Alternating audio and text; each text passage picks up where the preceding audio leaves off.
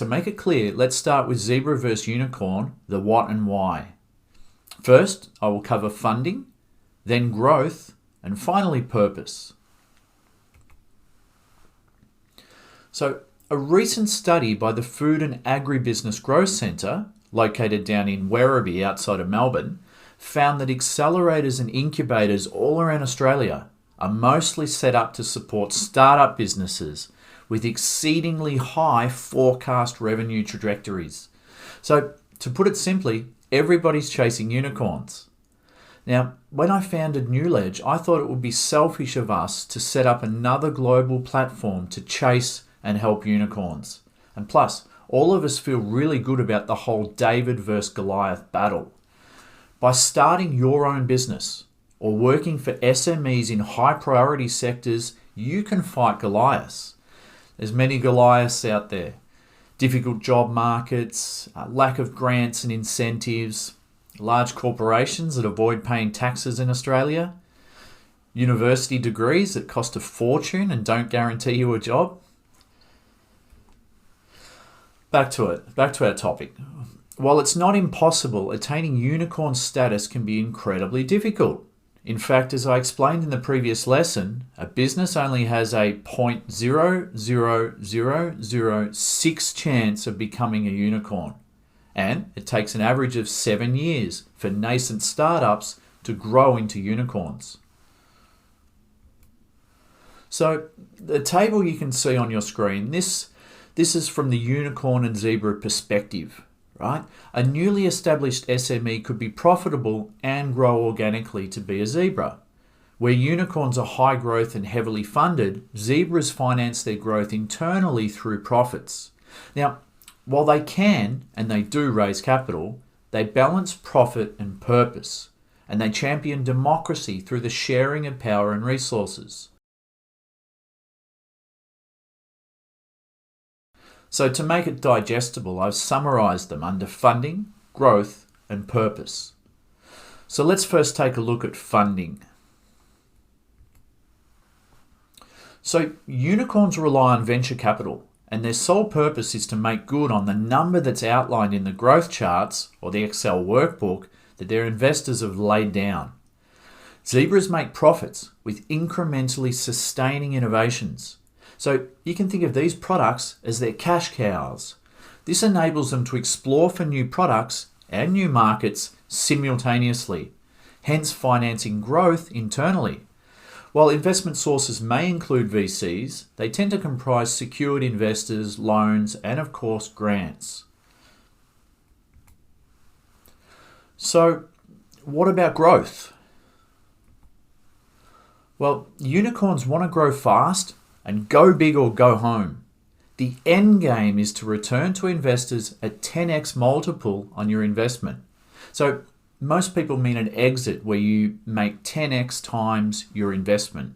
So if you invested $1 million, you should generate $10 million in total when you sell your stake in that business. Zebras focus on sustainable growth while still being competitive. So one part of the zebra model that I disagree with is this whole total collaboration over competition. Competing is not a dirty word. By definition, competitiveness means producing more output and outcomes with the same or fewer inputs. I want you to try and think in terms of inputs, processes, outputs, and outcomes. So by increasing your company's competitiveness, you are also being sustainable. You don't need to go the land grab route to be successful. At the end of the day, that market doesn't care if you hold hands. Collaborating makes you more competitive in the market. That's why you do it. It's not a substitute for competing. So focusing on customer success, the zebra, that's certainly in line with jobs to be done that we focus on. Zebras favour user success over the unicorn's user acquisition approach. This certainly makes sense. Many of these large companies that play for land grab or market share, they do so at exorbitant costs, like Uber and Amazon. I'm not even sure if Uber's profitable yet. And they're the diamonds that can actually pull it off. I'll give you a really simple somewhat silly example. If I go out there to my network, angels and VCs, and I raise, let's say, $2 million Australian for Newledge, and I spend most of it on an advertising campaign right across Australia. So let's say I take that $2 million and I sell $1 million worth of online courses. No live masterclasses, just automated online courses. Do I have $1 million business?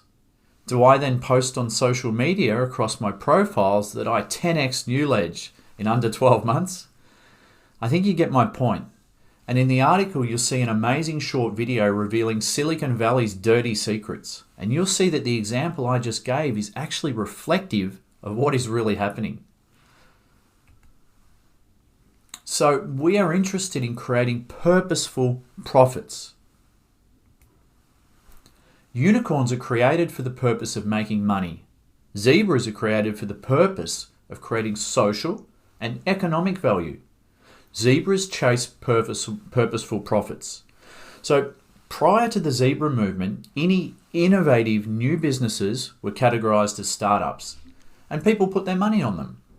On the other hand, companies that were not constantly expanding and using new or novel technologies, they were considered cake shop varieties and unlikely to create any new value, and therefore not worthy of investment.